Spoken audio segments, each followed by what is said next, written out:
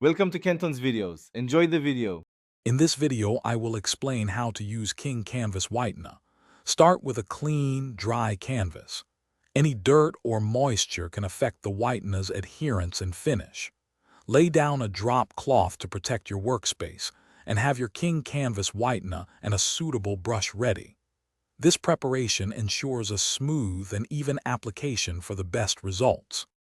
Begin by shaking the bottle thoroughly to mix the contents, ensuring the whitener is well blended.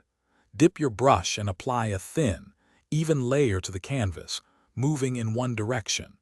It's best to work in small, manageable sections, overlapping slightly to avoid any streaks or unevenness. This careful method ensures uniform coverage and a professional-looking finish. After applying the first coat, let it dry completely. This usually takes around 30 minutes, but drying times can vary depending on humidity. Once dry, inspect the canvas for any areas that might need a little extra attention. If you're aiming for an even brighter white, a second thin coat can be applied using the same technique as the first. Once your canvas has reached the desired whiteness and is fully dry, you're all set. Remember to clean your brush thoroughly with water right after you finish to keep it in good condition. Store the whitener in a cool, dry spot for future use.